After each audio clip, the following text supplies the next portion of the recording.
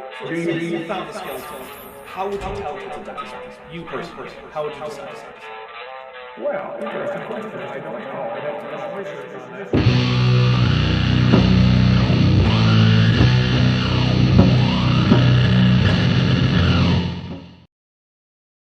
All right, everybody, we are live with the YouTube Creationist tier list. I am joined, of course, by TDlane, Jackson Wheat, the Gutsick Gibbon, and Just a Walking Fish, who I will ask to briefly introduce themselves before we get right into the tier list, starting with TDlane. I'm here to have fun. Oh. But otherwise, I feel like I'm not terribly important. Okay, fair enough, I guess. But we like you. Jackson. Thank you. No, you closed it with, I guess I'm not that important. Now we moved on to Jackson, because you're not that important, TDlane. Fair! But Jackson seems to be unable to work the mute button, so we're going to come back to him and have Gutsick Gibbon go. Okay, can everyone hear me okay? Is that good? Check with me first. Everyone should be able to hear you. I can hear you. And I see your audio coming through.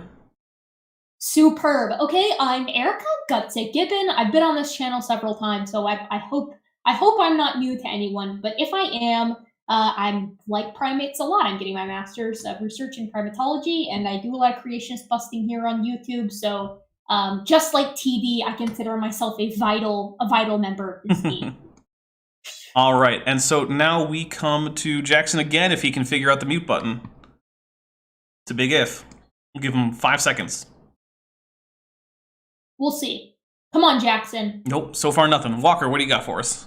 You got this, my guy. Oh, well, hello, my name is Walker. I also have a relatively...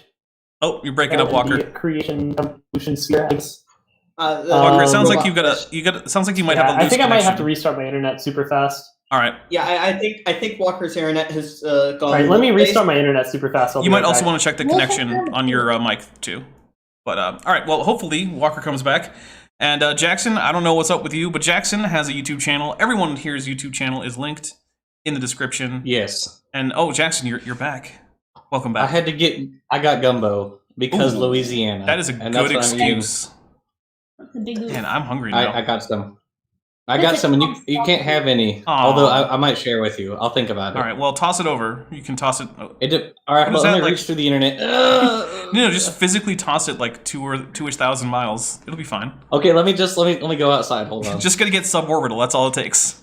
Let me put it in the mail. Amazon will get it there by tomorrow. Yeah, sure. Yeah, but only by abusing their drivers.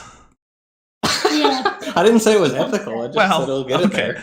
So while we're waiting for Walker to come back after we're not sure what's going to go on, but I am going to right now add in my tier list. I am using, in fact, GIMP, which is my free Photoshop stand-in because I'm a cheap bastard. Hey, no, Photoshop is ridiculously expensive. Well, here's the nice thing about it. GIMP is awesome, and also I can make this nice custom board, and I'm going to explain the tier list and how we're going to go through it, and then we're just going to go through Creationists left to right.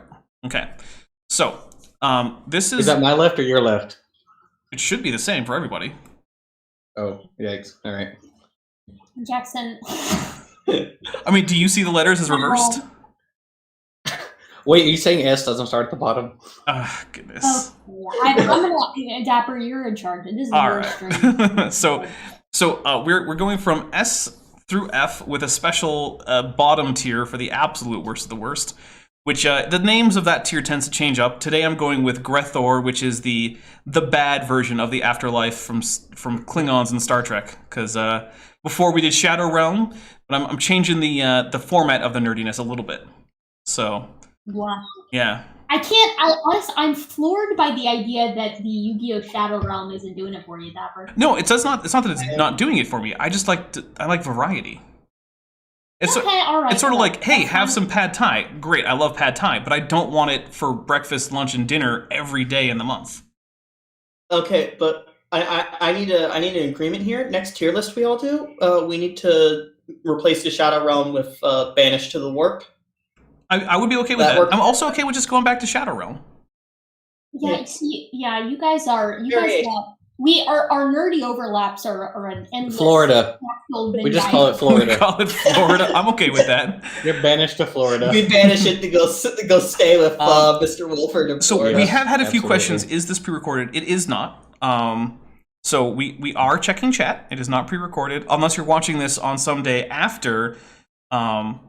Is it March 30th, 2021? If today is any day after March 30th, 2021, then yes, it is pre-recorded. But if you're watching it on that day, no, it's not. So there you go. That's how you can tell. What if you're watching it today, but after the Shh, stream? Jackson, shh. I rest my case. Just don't even worry about it, Jackson. We got a lot of jokers in here today, huh, Jackson? All right. Our favorite Sarcopterigian fish has returned. So we are good. Welcome back, Walker. So Yeah, hopefully that fixes it. Sorry. here's guys. how we're going to rank everybody. First is going to be how good are the arguments? Do they actually make any interesting or, dare I say, valid points? Then next, it's going to be how willing are they to engage with people and actually have a discussion, right? So, for instance, are they willing to come on a channel and have a discussion that isn't just a yelling match, or are they just refusing to go anywhere except echo chambers and things like that, right? Then it's going to be just how cringy are they overall? Do they eat paper while ranting about atheists? That's going to give you a low rank. Do they go on weird homophobic rants for no reason? Going to give you a low rank. Are they friendly and personable outside of formal engagements? Do they, are they willing to do things like have a nice conversation about coffee? That's going to give you a higher rank. And I might have picked every single example from an actual person on this list. So. Golly, oh my God, this is gonna be an event. Hey, sure. What that means though is one of these people on the bottom here, I have had a nice conversation about how to make a good cup of coffee. That's Dapper. So and I am asking a serious question now. The points that you just put out, the sort of categories, will you be referring back to those throughout as we go to each person? Yeah, for each person, I think we'll start with arguments, then we'll go to engagement, and then we'll go to just general cringe factor. Okay, so we're gonna we're gonna do the first one, the first category, then we'll say what each of us thinks about this person with regard, and then we'll go to the next one. Yeah, then the next category Is for the that same person. Gotcha. Okay. Okay, so we're starting with one of the OGs of YouTube creationism. This guy has been around for 25 years or something on YouTube, like basically since YouTube started. I don't even know how long ago that is. But basically, back when the newest thing on YouTube was, hey, creationists, you can make arguments about science on this new video sharing platform. There was a man who had the biggest headphones in the world, who liked to eat paper, who liked to say that the Earth was the center of the universe and then later claim he never said it, who, when called out for having, against his own personal stated moral values, escort services on his browser favorites, just said, no, I didn't. NephilimFree. That is our first.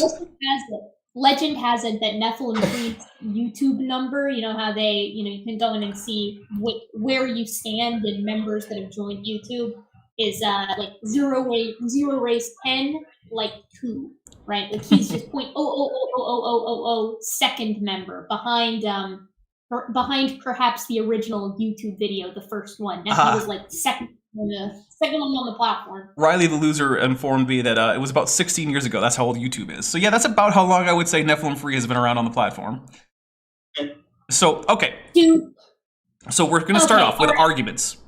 Who has anything nice to say about NephilimFree's arguments, or just, what do you think? Lunar Bukaki. I rest my case. I have one thing to say. They are relatively unique for YouTube arguments in that they aren't entirely cribbed from AIG. That's true. We do have a whole lot of tertiary source junkies here, whereas NephilimFree likes to go to primary sources and just be completely incapable of comprehending them.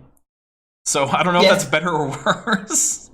Yeah, the thing about NephilimFree is he had that personal website that he would navigate through whenever he was having a debate. He's very memeable, I'll give him that. But as far as the arguments go, they stem almost entirely from ignorance on the subject, and he is just okay with speaking on a subject he knows nothing about with incredible confidence. Well, which is going to be a running theme with some of the folks on this list here today. My favorite... Erica.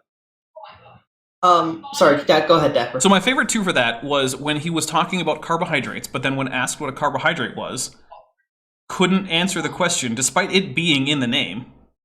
Right? Ding, ding, ding. That's one of my favorites. Another one of my favorites, though, is when he was just confidently making all these assertions about the tibula of Australopithecus, which is a bone that doesn't exist in a genus that doesn't exist. My favorite. I've got a favorite too. Okay, TD, you go. Go ahead. No, you go. All right, TDlane, you go, just because you're higher up on the ordering that I have here. All right. My personal favorite was when him and Mr. Wilford, our favorite Floridan, were talking about betting planes in their debate, and Mr. Wilford ended up having to explain betting planes to him, and he just responded with, "I don't believe you." Yeah, that was great. You really believe that? You really believe that? Yeah, that is one of his favorite responses, is to just say, "You really believe that?" And it's just like, yeah, because the evidence indicates it. I can't believe you believe that. Straight from the Kent Hovind Patriot University debate team, you know? I mean, this guy is just Erica, out. We're getting that you might be a little low on your audio. Is it possible to bring your mic closer to you? Yeah, probably. Okay.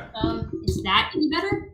It's louder, although we're getting like the weird, you're touching the mic noises right now. So go ahead now. Okay, what about now? Yeah, you're a bit louder. Yeah. Okay.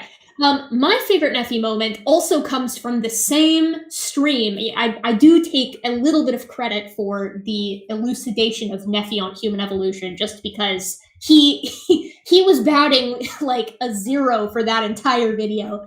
And another classic winner, a classic Nephi original from that particular stream that he had, where two other creationists essentially carted Nephi out to speak on human evolution, because I guess he was a local authority. He told us about the 4 main types of apes, which are, of course, chimpanzees, gorillas, orangutans, and gigantopithecus. Erica, As are one you does. saying that Nephi's arguments have the meat of his arguments are paper thin? I feel comfortable asserting that they may be. And my favorite is he says it with the same tone, like whether he's completely BSing his way through an argument or like cribbing it from another place, he uses the same exact cadence. So he's really fun to track down sources for. Some of us, when I was debating Nephi on Noah's Ark, some of us went ahead and tracked down some of his OG flood stories and found out that his Egypt flood story source was from a crib of a crib of a crib that originated in the 1800s, which is just impeccable. Nephi is So, he's a classic. Are we comfortable moving on to his level of engagement? I'm comfortable with that. Anyone else? Yes. Okay. I think we covered the basics. Okay. Yes. So I'm going to say that in terms of like just absolute numbers, in terms of like just does he go out and have, discussions and debates and whatnot, Nephi actually does pretty well, even though he's really, really bad at it, but he does put himself out there a lot. Yeah, he does. He does. Yeah. He really is out there. He will. Is this if someone the challenges politeness him one? to a debate, he will be there. Yeah. He will. He will. I'm sorry, And Walker. another thing is, oh, go ahead, Walker. Sorry. You had a question, I think? Oh, I just said, was this the polite metric as well? Does that No, I'm into engagement, gonna or is that toss the that third into one? cringe. Engagement is just, are you willing to actually go out there and defend yourself in front of people who disagree with you? Yeah, Nephi's good at that. I will say, though, as of late, like, he almost has booms and busts. Because there will be time periods where Nephi will be on everyone's channel, popping up like a weed wherever he can possibly go, or like on debate channels, right? He'll be on Modern Day Debate like 10 times in a row. He was 10 times in a row, like a couple months ago, maybe a year ago. And then kind of has a bust where he'll only show up on evangelical channels. So I don't know. I mean, Nephi is a perennial, I suppose. I can answer that. It's because he got really angry about evolutionists and just decided, no, not going in your dumb secular channels. Erica, I'm being asked if you could possibly turn up your gain. I'm not sure how much more you can do. We might be stuck with what we have now, but let me see what I can do in stream. Erica, you need to get those gains. Why do you not have the gains, Erica? Okay, wait. How about now? That's pretty. That's Is it better now? You're definitely louder. There's a little bit of tinniness, but I don't think we can fix that right now. Okay. All right. I'm gonna turn it like midway. Okay. That's gotta be better, right? Yeah. All right. So Okay. I think we can agree that he's got some decent engagement, even if it is sporadic. He's certainly not as low engagement as, say, Matt Powell here, who seems to never go anywhere unless it's on his own channel or like Kent Hovind's channel. In fairness, our debate was on Godless Cranium's channel. So we got one. Oh, okay. I didn't know you did that, Pal Jackson. How did I miss that one? Oh my God, that was Jesus Christ. That was 2 years ago. Eons in internet. that was okay. so long ago when he said air and space. Oh, We man. have a super chat from Scott Duke for $14.99 who says, "Could I get a howdy Scott from each of the panelists? I'm feeling insignificant at the moment." Well, howdy Scott, and I don't think you're Howdy, insignificant. So, Howdy, Scott. Howdy, Scott. TD, Walker. Howdy doodle do, my guy. There you go. TD, we're waiting on you. Howdy. There you go. Howdy Scott. Oh my goodness, TD. Okay, let me hear from Walker and TD. What do you guys think on engagement for old Nephi here? He's You know, I certainly think- better than like Kent Hovind nowadays, but he's usually he does very much go in and out on his engagement, depending on And also how angry due he to is the fact- with secularists. Depending on the fact, like, he's been here for 10 years. He probably's been on more live streams than anybody else except maybe G-Man. So, if you're He's going probably been on more quantity live over streams, frequency- period, he except definitely maybe like takes Joe Rogan. Yeah, Nephi strikes me as a stream every day type. Every day he's on some stream. Yeah. All right, so I think we can broadly agree that he's got pretty decent engagement in terms of just willingness to put himself out there. Yes. So finally, we just come to absolute cringe levels, and It's off the charts. yeah. Oh man, not to sound a little bit too old, but yeah, those cringe levels are over 9,000.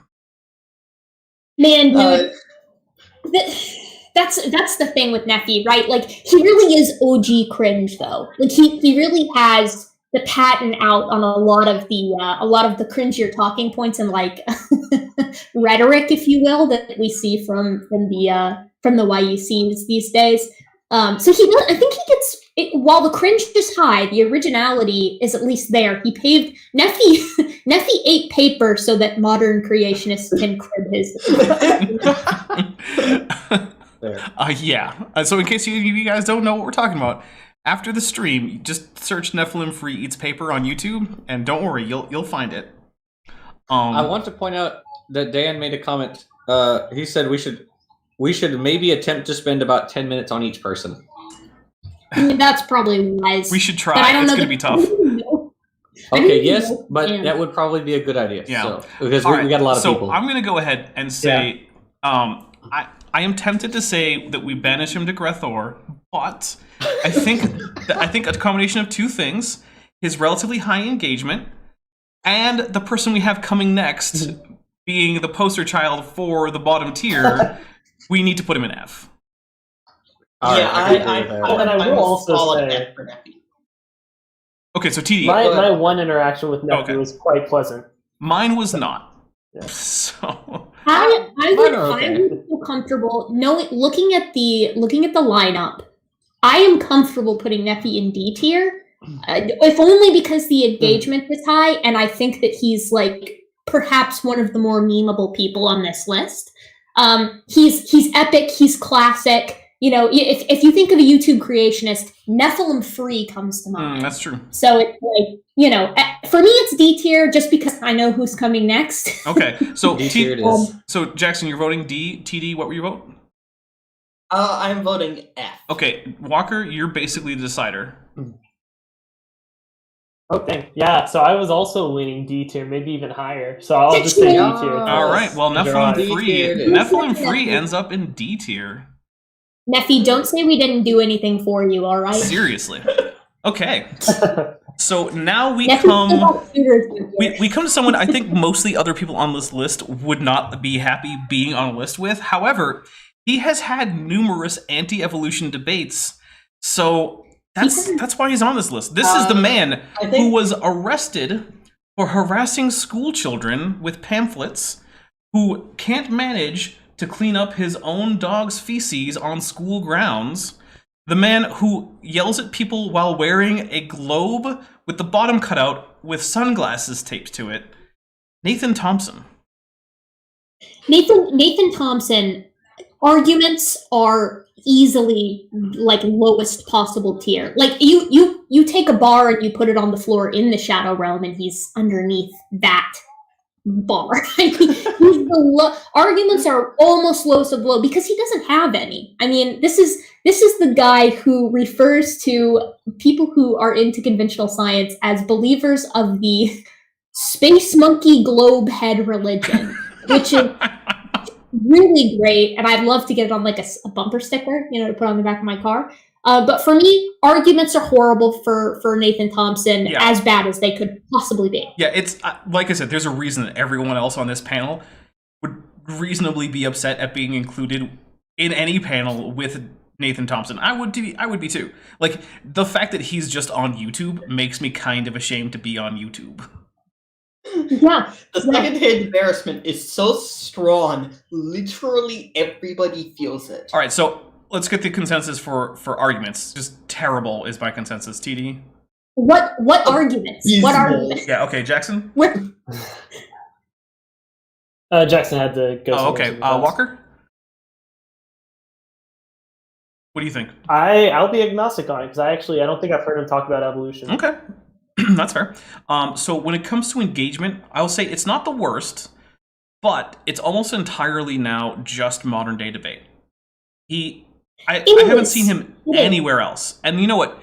It's not, I mean, not to rag on modern day debate. It's fine to go have a debate on modern day debate. I'm not going to tell people not to. However, I've never seen him go on any of the various Flat Earth debunking channels, any of the other sort of counter-creationist channels, or even any of the other channels that were willing to host debates, like I think what was it? A Marvel Girl hosted a debate between Ken Hovind and Conspiracy Cats, right? Like he's never done any of that stuff. So I'm going to say that this is not the worst. It's quite poor. Let's go with that.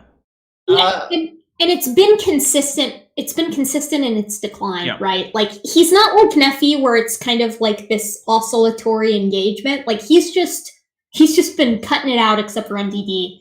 So I'm with you on that. I'm with you on that one, Dapper. He's just. I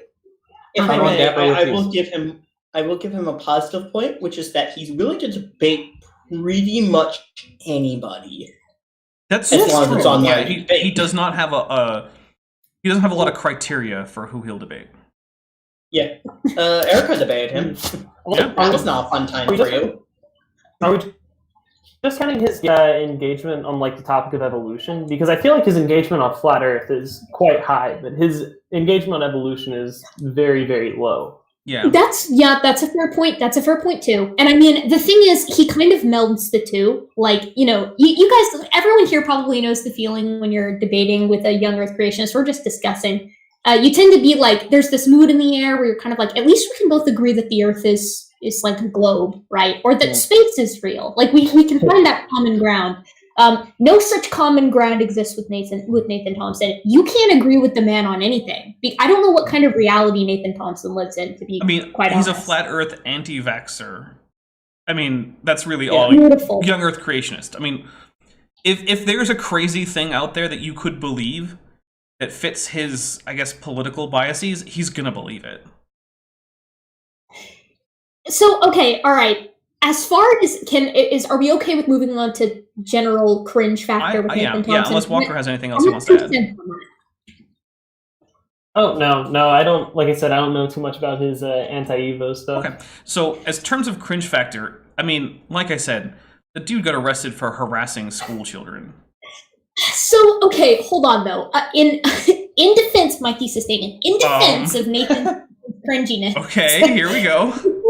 The thing about it is, it's very funny, the level of cringe that Nathan Thompson engages in. It's very uncomfortable, but it's not uncomfortable like watching I've used this example earlier today in our Twitter chat, but it's not like watching Scott's Tots from The Office, right? Like, it's not, oh my god, this is so uncomfortable, like I'm about to astrally project out of my own skin. It's like, wow, this guy's really dumb, and that's kind of funny. And you almost kind of can get like some meme value from it that isn't physically uncomfortable. So I would say that the cringe is high, but I would actually put forth that Nathan Thompson is not the cringiest person on this list. Okay, but have you seen the pics of him posing on a cliff in his tidy whities? I haven't had the pleasure, no. Well, I'm not suggesting that you go looking for it, but that is a thing that exists. Yeah, Another thing, oh, go ahead. he's also the person that actively mocks the other side while they're talking in a debate. By, what was it again? Wearing a globe on his head? Yep. No, that's true, but we're talking cringe factor here. Yeah, that is. To me, like, it was a bad feeling debating Nathan Thompson and having him do that, because I was like, wow, this isn't going anywhere. What a waste of my time. But looking back, it's very funny. I do enjoy telling people about how Nathan Thompson put a hollowed out globe with hot glue gun sunglasses on during a live debate. To keep with the analogy, that's more like a someone hit Meredith with their car in the parking lot this morning. Oh, thank God you were there. Well, the reason I was there is because I was in the car. Who was driving it? I was. Although We actually watched Erica, that was kind of a summary. Linguistics today. Oh, really? What you just gave was kind of a summary of creationism debates, like generally was, this isn't going anywhere. So Walker, that is true. I have a quick question for That is Walker. true. Was the subject pragmatics when you were watching that clip? Yep. Yeah, it was pragmatic. Knew We it. were talking about implicated. Yep. Yeah. Because that whole scene is about violating pragmatic expectations in the English language. I want to Yep. say though, before anybody because I'm eyeing the YouTube side chat, before anybody suggests that, I do think my vote for Nathan Thompson is putting him in the lowest possible tier. I'm just saying, as far as cringe goes, he's not necessarily the cringiest on the list. That's fair. That's all I'm saying. All right, so I'm willing to say that his cringe factor isn't the worst it could be, but that overall I'm okay with banishing him to the realm of the dishonored dead. To the dishonored dead he goes, in my opinion. TD? I agree. Okay. Oh, very much. And Walker? He is very bottom one. I also say bottom tier. All right. Sorry, Nathan, or Natalie, as we might call him. I like that actually bothers him. What a great picture of Nathan Thompson.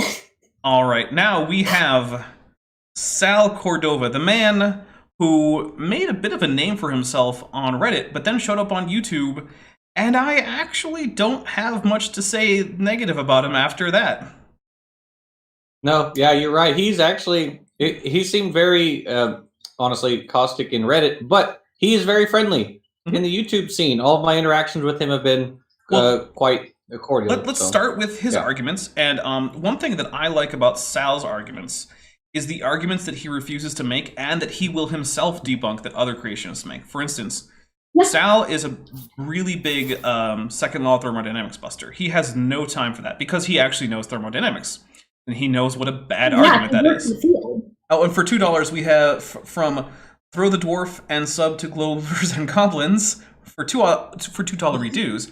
I'm so happy I dropped your name to the batch. Oh, thank you. Well, actually, that reminds me. So, FTFE and company have a D&D game that they play every other Monday on the channel Globers and Goblins. And so, I am going to be a guest character in the coming weeks. So, I'm going to be playing a human. I'm going to let the classes be a little bit of a mystery. But there you go. Heck yeah. Okay, so back to Sal. So that's awesome. Yeah, that is awesome. I agree. For me, Sal's arguments from creationist standpoints, and I think he generally has some really fun. Like, I learned a little bit from him when he came. Like, we learned from each other. He came on my channel, and we both did phylogenetic analyses from our kind of programs of choice. And I learned from Sal. I love Sal. This is an easy one for me. I mean, the spoilers that Sal is ranked higher than everyone else, in my opinion. Yeah. But arguments in particular, I think they're also the best. Like, I think he also ranks highest in individual categories. Yeah, I definitely have. Sorry, go ahead, T. I think Sal is by far the highest ranking creationist on this list in terms of arguments. Yeah. Because he doesn't go with the absolute garbage, and he mostly sticks to Sanford-esque arguments on genetic entropy, Well, also, which are considerably better than what most other people use. he will also be willing to say things like that's a reasonable point against my argument. So, for instance, when I had my debate with him, and I pointed out your definition of fitness seems very subjective to things that humans find emotionally fulfilling, like being stronger, bigger, smarter. But those aren't some objective, intrinsic part of the universe as being better. So why would your scientific metric be so subjective?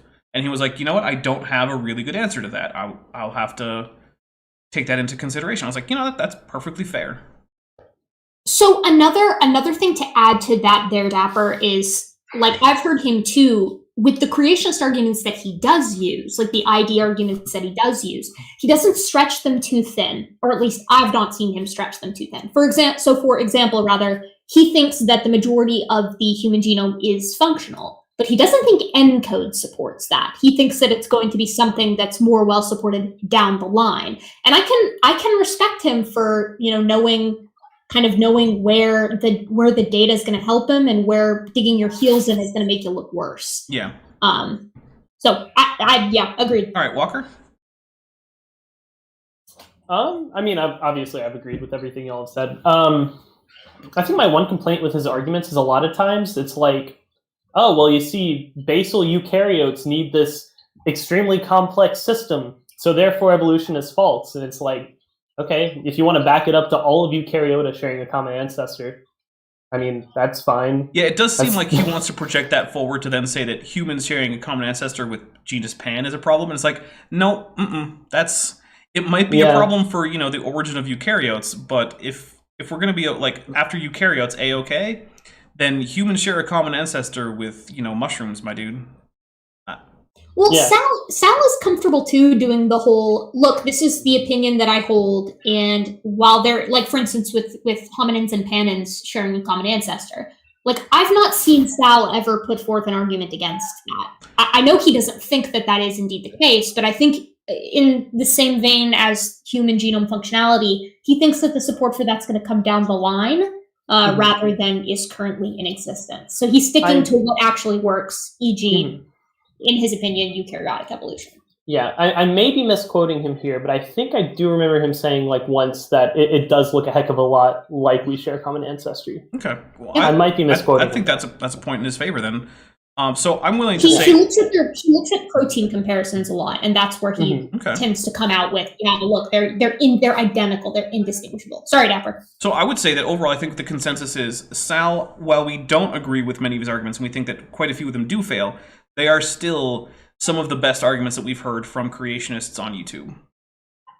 Yeah, okay. I would say they're the most thorough, and they tend to have at least a flavor of originality to them as well. Okay.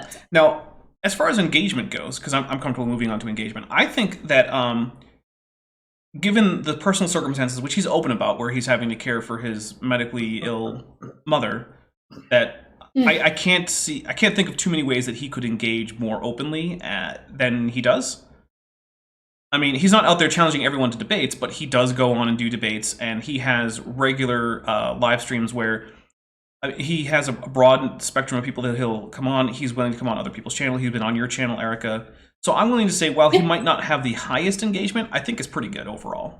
It's certainly not bad. Yeah. Okay, TD? Yeah.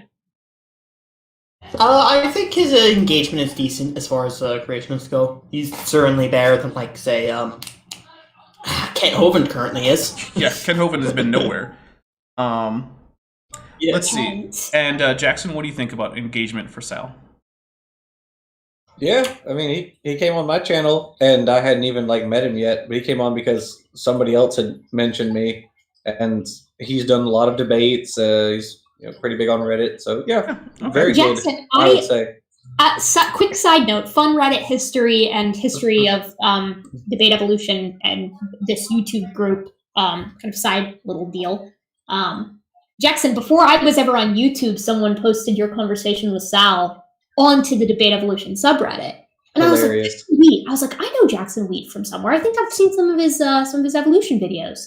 And it was actually one of the videos that I saw that I was like, maybe there's a place for this on YouTube. So Nice. fun conversation to watch that. I'm actually extremely lucky that PZ happened to show up for that one because Sal is all Cell stuff, and I'm not a Cell guy. I just know Cell stuff very rudiment, not very much of it. I don't know a whole lot about Cell, but but luckily, and most of his arguments are irreducible complexity, as we mentioned, and so PZ was there like, no, that's not true because of this reason, and then I was like, well, PZ says this, and he's like, and as you mentioned, he said, oh, well, that's a fair point. Okay, well, and he kind of moved on to something else. We kind of jumped a bunch of topics, but yeah, no, in agreement with your point, yeah, he will say, okay, that's fair.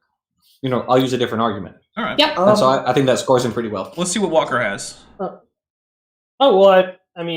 think he's a fairly approachable dude. Like, if you ever want to have a conversation with him, he's live streaming, you could just ask for the link, or, he's always, at least in my experience, he's been pretty, open about, setting up a time or something like that. And also, something else that's kind of related to this topic, engagement, he's not very combative. So, a lot of the people on the list, their level of engagement is debate me, bro. Fight me in the comments or something like that. Or for a few of them, I could bench press just come you. on in. Sal's like, just come on in. We can have a chat about it, which I think is definitely points for engagement. Okay, well, let's now go to cringe factor. And I'll be honest, while I know there was some cringe on... Yes, TD? Dapper, before we go, Dan has made a good point. Sal has been willing to go and talk with Dan multiple times, which many creationists are not willing to talk with people multiple times. True. Yes. After one Repeat chat. value. Mm-hmm. Yeah, repeat value. Sure. Yeah, which is good. And the ones that do tend to be willing to do repeats, that's good. I like that. Yeah. So that's another point in Sal's favor on engagement. Now, when it comes to cringe factor, so I know that there has been some cringy stuff on Reddit, but I also know that Sal has expressed to me that he, to some degree, feels like he should have behaved himself better on Reddit. And also, since this is primarily about YouTube, I don't really want to bring Reddit too heavily into this. And as far as his YouTube presence goes, I don't know that I've ever actually cringed at Sal. He's not cringy. In fact, I think some of the titles to his videos are pretty cute. Yeah. When it'll be nerds are talking about this, or bio hangout club, and I'm just like, yeah, that's awesome. Yeah.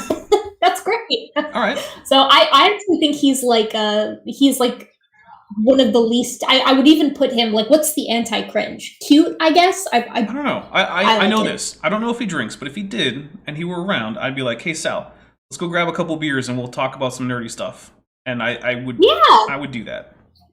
Yeah, I think that's fair. Yeah. Absolutely. Which is not true for most of the panel.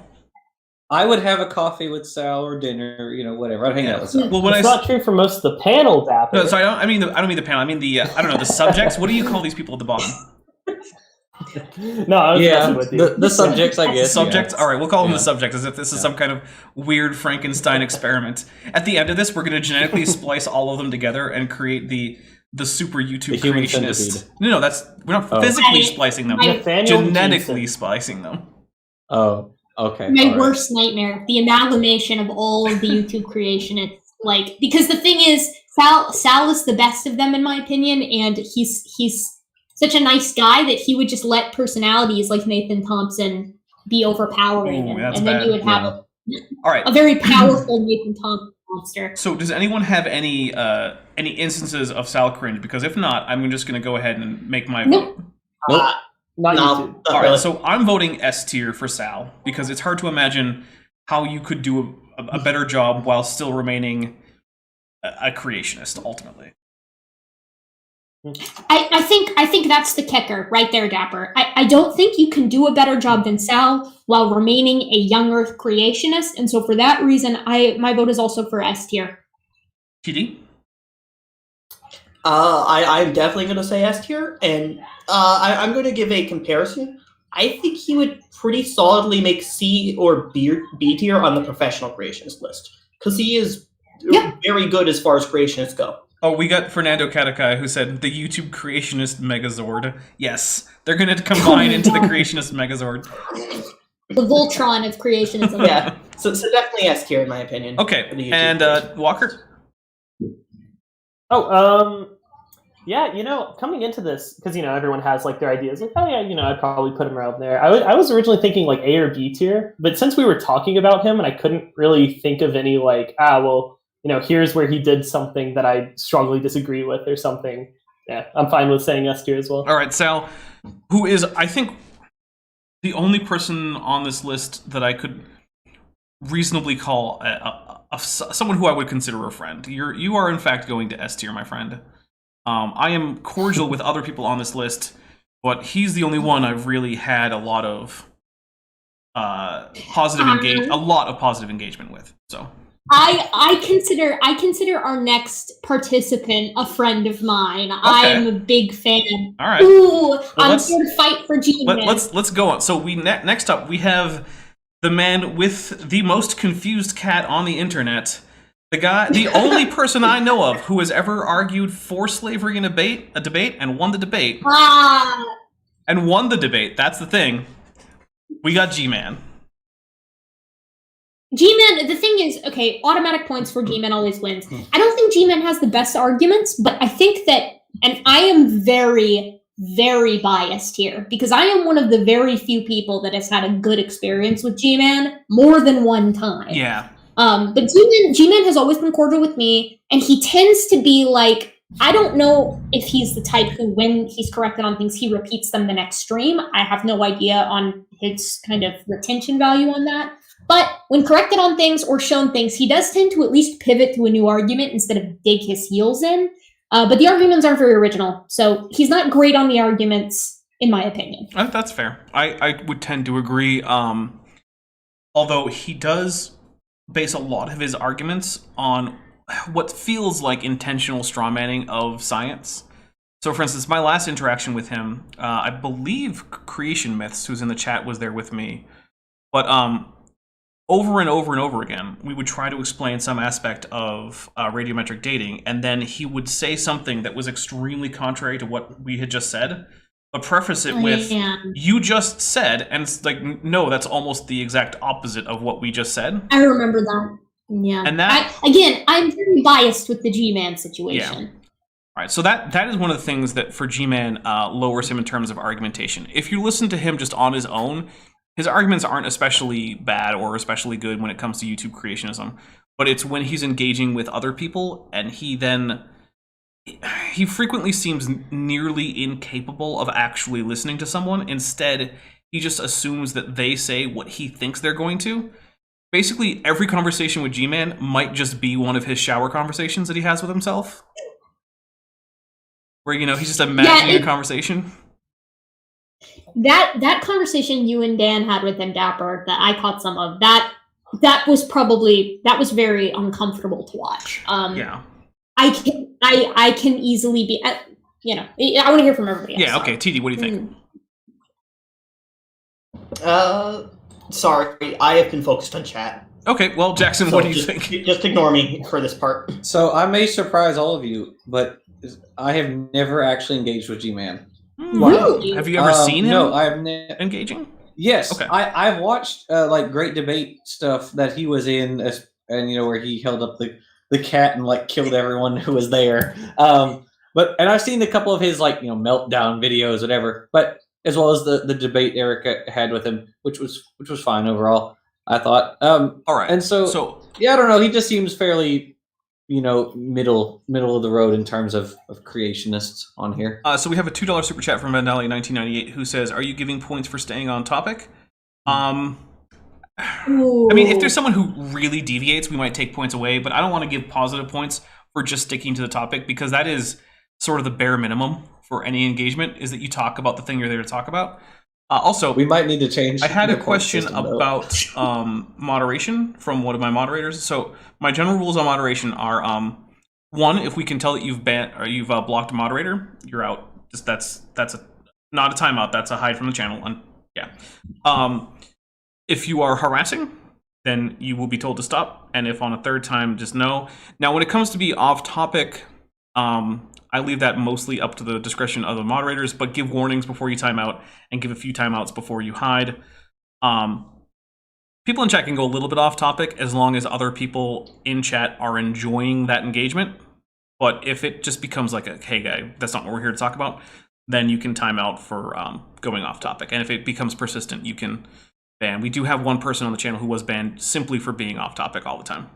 So, yep, it is a timeoutable offense to distract the chat in a way that no one's enjoying. But, you know, if people are having fun with it, then maybe it's okay.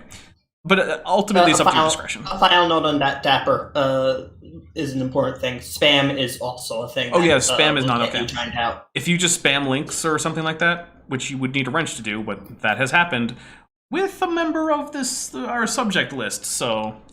Yeah. Other things that would be included in that are just spamming the same message over and over again as a response. That's true. All right. It's just like, nope, you're out. Walker, I don't think we've heard from you in terms of G-Man and arguments. I think his arguments are really bad. They're like, I don't know. I mean, there's some people on this list whose arguments are like objectively worse. But his arguments are mostly like the why are there still monkeys tier of argumentation. Yeah. And yeah, I don't know. I would say pretty bad across the board for argumentation. Okay.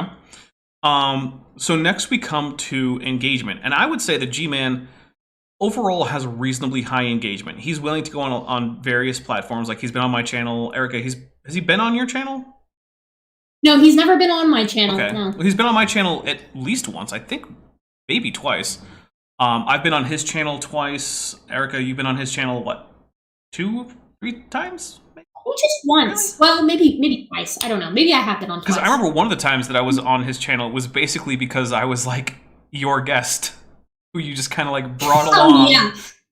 Yeah, I remember that. Yeah, I was like, Dapper come in, and G-Man was like, yeah, whatever. Like, I think he gets high on engagement. I do. Mm-hmm. I think he gets I high on agree. engagement. There was one time where it was us three and Dan as well. There was like a whole crowd of us. There was, yeah. Yep. There was. So he's very willing to go on, I won't say unfriendly, but I guess opposing platforms. He's willing to go on neutral platforms. He's been on Modern Day Debate. And he's willing to have people on his channel. So yeah, I think for engagement overall, he's pretty high. Now, I mean, is there any dissent? No, Nope. for me. Okay. So now we go on to cringe factor. Now, the thing for me with G-Man and cringe factor is it's on sort of a roller coaster. Because sometimes there's very little cringe. Other times, my spine wants to leap out from the back of my body like that scene in Alien Covenant where the spikes come out, except instead of a alien, it's just my actual spine. The thing about cringe and G-Man is like I have to consider G-Man in a microcosm because like for him it's just as far as this list goes, it's just the creationism stuff. I'm not willing to touch all the other very cringy takes that he has on like biblical slavery or things like I'm not interested in that. I'm not qualified to talk about that in the first place. As far as his creationism cringe though, I do think it's very funny. Like holding G-Cat up to the camera to me. Oh my goodness! Is like disgustingly hilarious. That cat and I have had the pleasure of experiencing it myself. He's not done that in a debate with me, and I really wanted him to do it because I love cats and I wanted to see the cat. That being said, CRISPR was saying that we're all rating him too high at side cat, which we might be. But the thing is, all of us have had good interactions with G-Man. So. Look, everyone is always going to be biased in terms of the things they personally experience. And I know, I've seen G-Man be really bad. And I know of things that he's done that were... Yeah. Let's just say this. There are some things that I know that he regrets. But he did them. Yeah. There's a lot of... I mean, we have to narrow the scope to the creationism stuff or we're going to be here forever. Yeah. I would feel comfortable saying, in general, G-Man is, like, very cringe. But as far as the creationism stuff, I don't think he's all that cringy. Mostly, I find it amusing, but... All right, so... I would mostly agree. Yeah. I feel like G-Man is sort of getting a C, because he's just so up and down for me that I have trouble... C tier. I have trouble putting him too high or too low. So, TD, what are you thinking? I'm gonna say like upper D or lower C tier. Well, you got to pick one, man. We're doing quanta here. So, yeah, I'm gonna say D tier. D. All right. And Jackson I'm going with C. and Walker. I would say probably F, but I'm already outvoted anyways, so. All right. Well, Doesn't matter. let's put G-Man in C tier with the strong caveat that if we were to include everything that has ever occurred with G-Man, we might be ranking him lower. So. Oh man. All right, let's do the next one. Okay, so next up we have the man who legitimately thought that maybe eating was optional. The guy who thinks you can turn pistachios into cheese. My pick for DFOTY 2020, Raw Matthew. Dude, oh man, holy mackerel. Absolutely gobsmackingly bad arguments. I have actually felt my neurons degrading when reading content written by Raw Matt. Raw Matt is the kind of guy that for a health nut looks like he's constantly on the verge of death. He is just on death's doorstep 24/7. And I can only imagine that he must have touched some kind of monkey's paw where he wished for great health. And it actually, his health is just siphoned directly into, some vessel somewhere. And is simultaneously pulling the white matter from in between his ears as well. He is otherworldly dumb as far as the arguments that he puts out, and I can only assume that he has to have some kind of willful ignorance going on, because it's just impossible for someone to be exposed to so much science and correction over the years and learn absolutely nothing. This is bottom of the barrel for arguments for me. I can't really disagree. I think my favorite one was when he said that Probanignathes didn't have molars while having multiple pictures of Probanignathes molars in the article he was writing. That was one of my favorites. How about his gross misunderstanding about how half-lives work? This is the man who my goodness, yes. turned in the ancient Earth, and he doesn't know how half-lives work. This man, because you have a receding chin, you have no chin. Right, like the chin is a protuberance on the mandible. It's not like the strength of your jaw. Right. This man is. His butchering of a Punnett square and the total misunderstanding of how genetics work in general is shadow the most cursed Punnett square ever. I showed it to a friend of mine who isn't into biology or anything, and she was like, "It's like, oh, it's a Punnett square, right?" I was like, "I remember that from high school." And then she starts looking, and she's like, "Wait, hold on, wait, what?" And I'm like, just keep looking. And she's like, it just keeps getting worse the more I look at it. I'm like, I know. It is the worst Punnett square imaginable. Let's just forget the academic fraud. We haven't even touched on the academic fraud. That's true. That's under cringe, Erica. It keeps going. That's under cringe. We'll get there.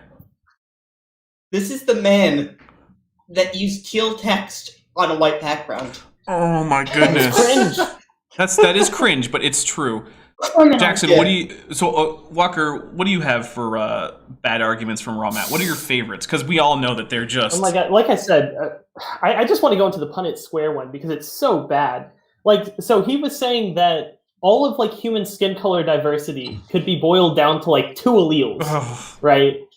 Big A, little a, big B, little b. I guess it's 4 alleles, 2 loci, right? Yeah. When in reality, it's not only 9, did he 10 plus. Think that oh, dude, it's probably hundreds. Well, we know of not only did he fair few. Yeah, but not only did he think that skin color diversity is Mendelian, which doesn't make any sense. Imagine having 2 Middle Eastern people giving birth to 2 kids, and then one of them looks African and one of them looks European. Right, under his idea, at least a quarter of all Middle Eastern children should just straight up look like they're from South Africa, native South Africans. Yeah. And a quarter of them should basically look like they're from Norway. I know. It's crazy. And so the idea itself is insane. It is, it's crazy. And then you couldn't even get the Punnett square right. So Raw Matt is the absolute prince of looks like thing is thing. That is his operational understanding of any kind of science that involves using your eyes. And can I just also talk about his intellectual fraud paper? No, His that's whole under argument- cringe.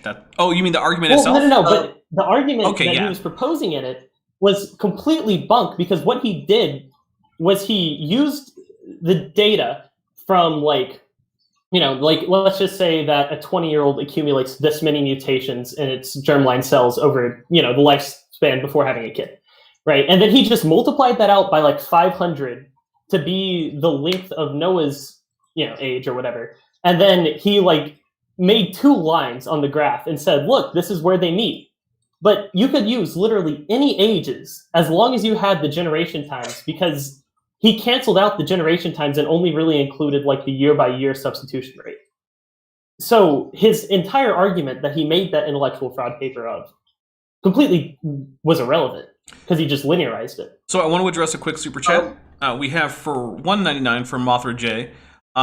G-Man C, nah, straight F or below. So here's my problem there. I really have trouble ranking him lower than NephilimFree. I get why you might want to, and there are definitely some. If I were doing this 4 years ago, I would agree with you. G-Man has come a long way in the last few years in terms of his ability to lower his cringe factor, increase his engagement. Those 2 big things. The arguments haven't really gotten a lot better, but those 2 things I think put him above Nephi over the last few years, because Nephi has just stayed in a consistent level of absolute cringe that G-Man, I just don't think he gets there. So, but side note, engagement for Raw Matt is also horrible. Yeah. He doesn't do any. Yeah, all I can remember him doing, other than going on... me. Oh, sorry, go ahead. Excuse me. I was trying to get this in earlier, but Raw Matt, he's the one who proposed granite clay. Oh, yeah. The idea my goodness. that the granite, all those humongous granite bricks, and basically all the granite, it was clay, and they just took the clay and shaped it into bricks, and that's those big granite bricks and pillars in the pyramids. Yeah, it's not replicable at all, because we can test how granite forms. We know it forms from specific conditions, either be melts or under extreme pressures in the mantle. And we also know that this is complete bunk, because we know what clay makes when you dry it. Yeah. All right, so that's fair. This list just keeps getting longer and longer. Well, we at some point we do have to move on, so let's just move on to engagement, at which point I'm going to agree with Creationist in the chat, who said that he basically appears nowhere. The only one thing I can think of him appearing on was he was in one episode on Non Sequitur Show back when that was still active. With Aaron. With Aaron Ra. Yeah. And as a replacement for a co-author on a book that he quote-unquote wrote. And it was just embarrassingly bad. And then during that, he promised to do a weekly series with Aaron Ra, where Aaron Ra took him through the evidence for evolution, That's and then right. he just didn't. That's right.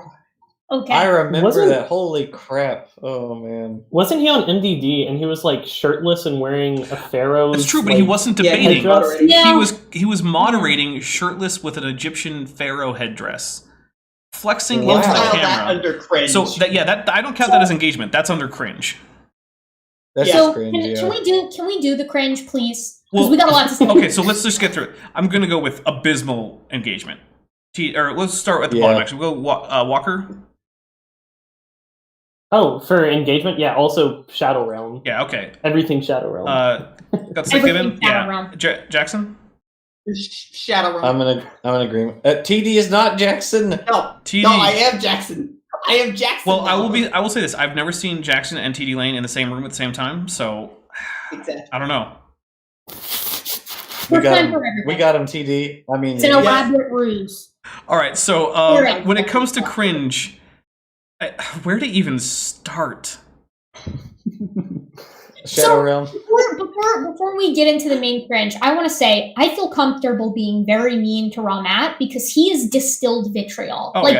There's maybe one person on this list who's more vitriolic outright than Ramat is, and Ramat is just he runs the Young Earth Creation YouTube channel, and not only is he just mean, like he's also very bigoted. Like, I'm sure we've all seen some of the thumbnails that he's put out there. Yeah. Like, they're hateful. They're very hateful. Yeah. And honestly, like, I don't feel the need to be kind to someone who feels absolutely no desire to show any empathy towards other people. And I think Raw Matt feels no such desire. Yeah, no, I He's think that's mean. fair. He's a mean guy. Okay. Yeah, what are some of like the all-time favorite Raw Matt quotes? He told Dan he would break him in half on a bad day. I remember that Yep, one. that was fun. Yeah. Um, He What are some told me the only reason that I had more subs than one of his friends' YouTube channels was because I was a woman.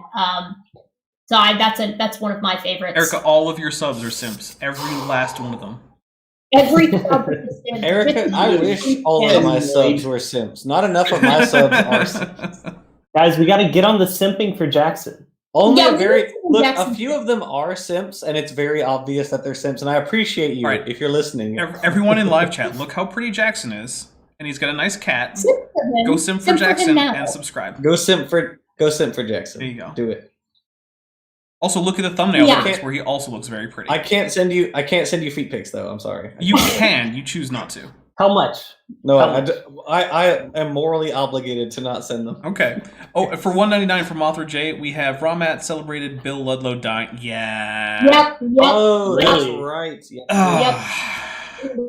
Yeah. It's. Oh yeah, and David P. Neff just pointed out as well. He called him Queen David and photoshopped him with pride flags and shit. Yep. Yeah. Sorry. Yep. But Mm-hmm. Okay, look, I don't want to go through every single disgusting thing that Raw Matt has done. Can we just agree to put him in the Shadow Realm?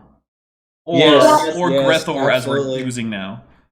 He's been banished to Griffor. Wait, before we do, just in case anybody's watching who doesn't know about the academic fraud thing, Oh, yeah. Raw Matt committed academic fraud. Absolutely. He claimed that he had a paper published in PLOS Biology, PLOS, and just photoshopped the little logo at the top to make it look like he had been published. Yep. So And then when he really was good. called out, he changed the... He put a new PDF on the same link, but it broke the DOI that he had made. Because he did actually make a DOI. yeah, It broke the DOI, but he kept the Yeah. same DOI. And yeah, it was just a disaster. And I called him out for it. And man, he and his friends were not happy I did that. well, Raw Matt really likes threats. He really likes to tell you that he's gonna like beat you up and stuff. Yeah. You know, I mean, he Shadow did- Realm. Shadow a Realm. really big rock. Walker, what's your vote? Is it even a question, my guy? Well, I mean, technically, yes, I do have to ask. Okay, I will banish him to the Star Trek place. Grethor, okay. Jackson? Grethor. Grethor. Do it. Pull the lever. All right, TD, I want to hear your vote, even though at this point it doesn't really matter. It's definitely Griffor. He can go chill with Nick and Thompson. All right, all right. So here's what we're gonna do. We are gonna take a quick break for a commercial and some drink refreshing if anyone needs it. So we will be back in what is it, like 3 or 4 minutes? I think is how long that commercial takes. So we will be back with Mr. Egg himself. The great Egg is where we will be starting with when we come back. So please, everyone, enjoy the commercial break. And there's Godzilla in it. So there you go.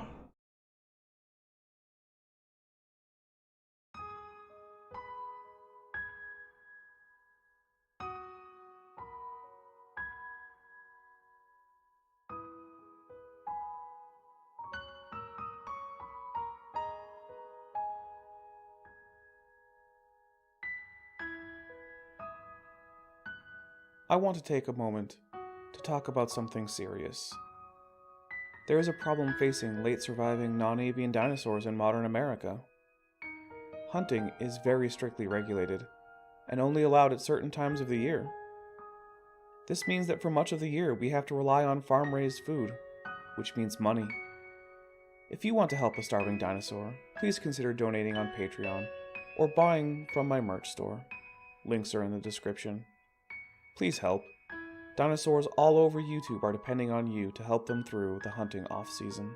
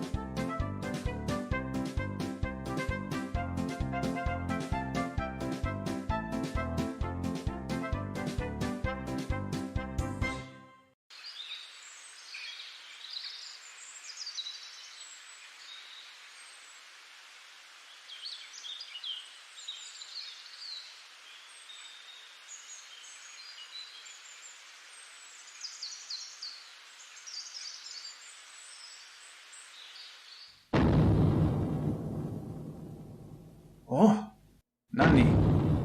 Dare? Oh, Kojira desu ka?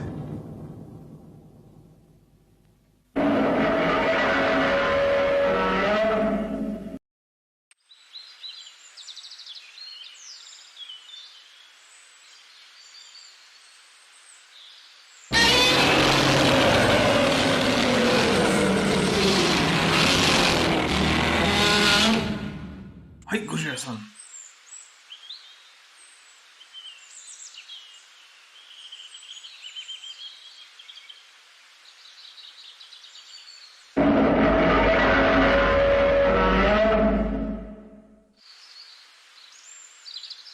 Hai.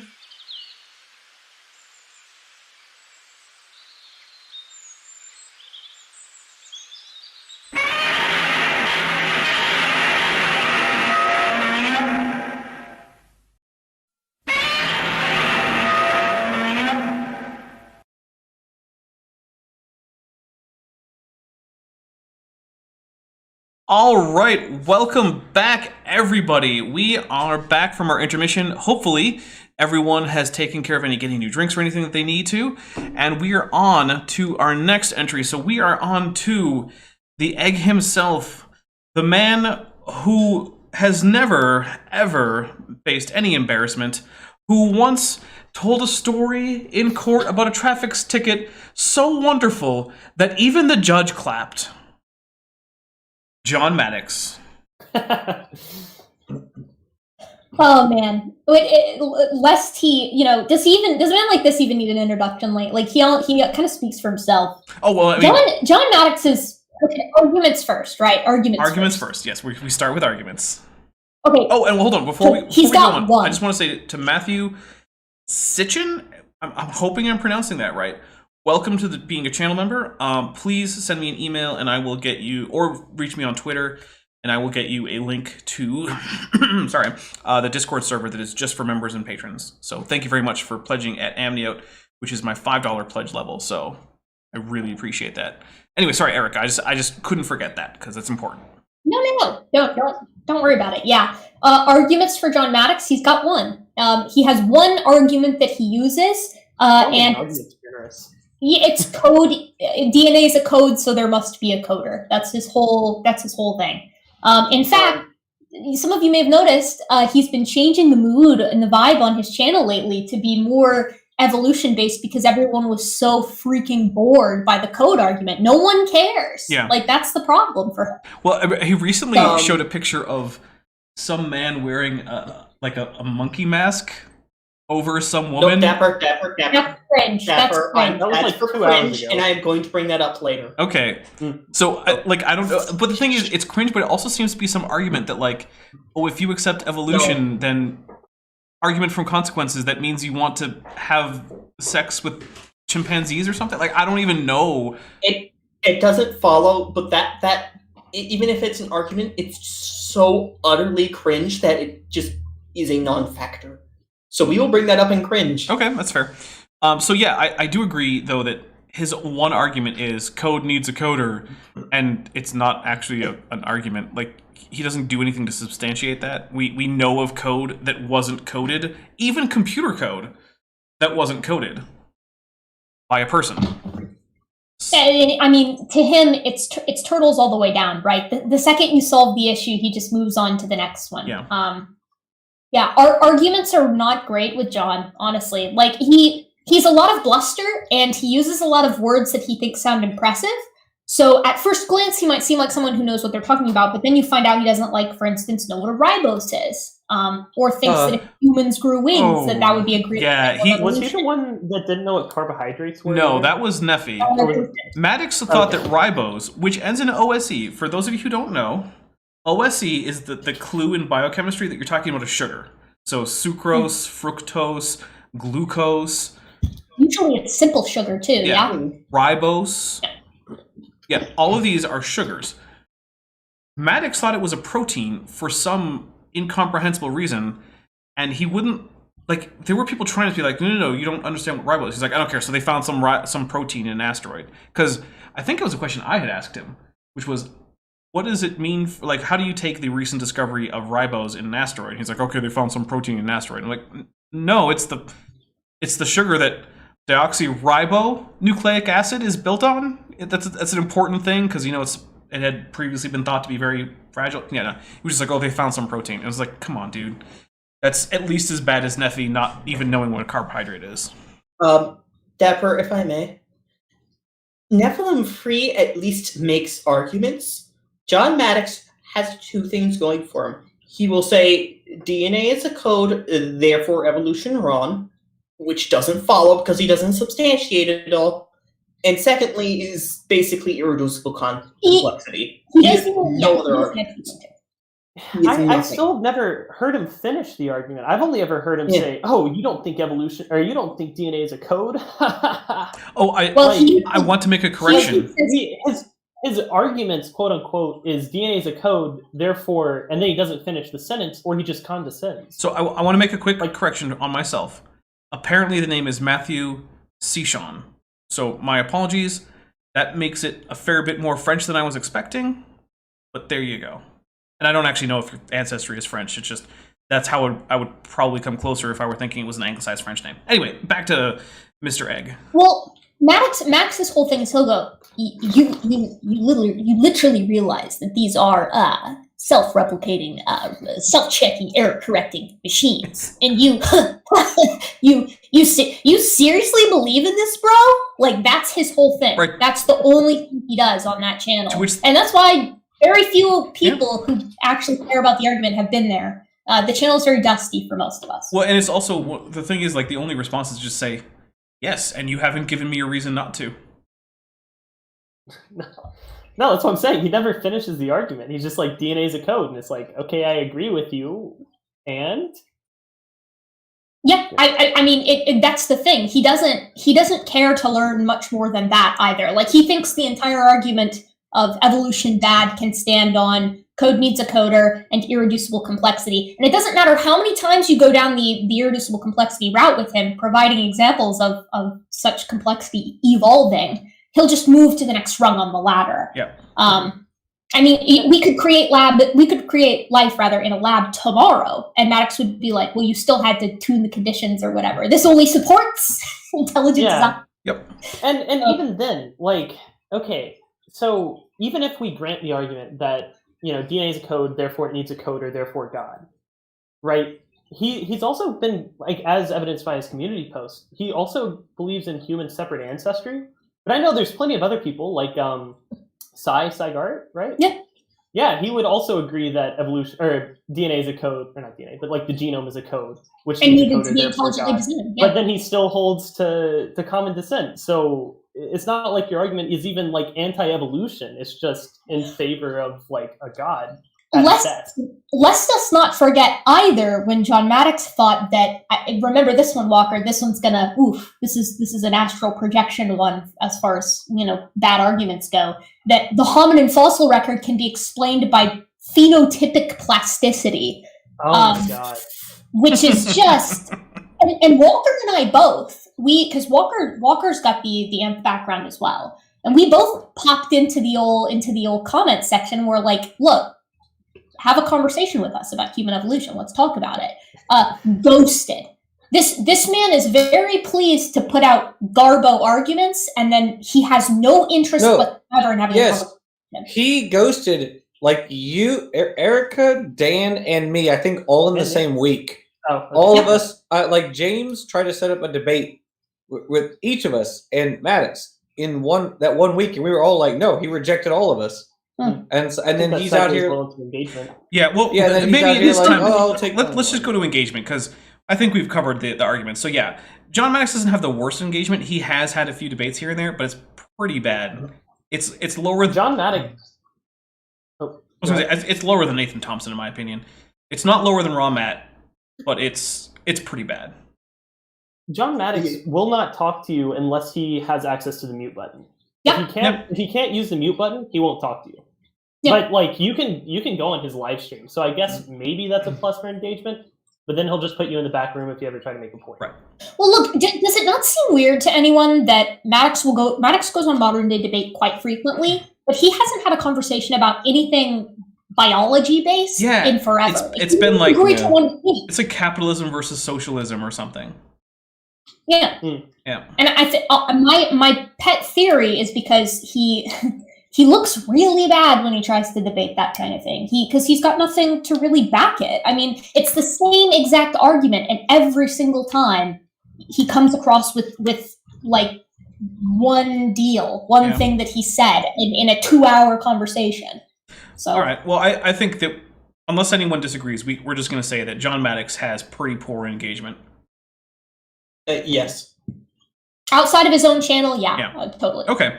So when it comes to cringe, the first thing I want to point out is actually a positive on John Maddox, which is that, contra to all of our expectations, John Maddox actually paid up when Dr. Dan Stern Cardinal actually solved his cipher, which, I mean, granted, it was a 1-to-1 substitution cipher. So, John, buddy, if you want some, cryptology lessons, let us know. We'll walk you through some better options for cryptology than a simple substitution cipher. But he did pay up, and I didn't think he would. I thought he would retroactively change whatever rules he had to avoid paying up, but he didn't.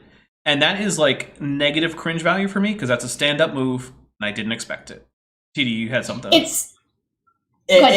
I want to make a point, and I'm going to need screen sharing privileges for this.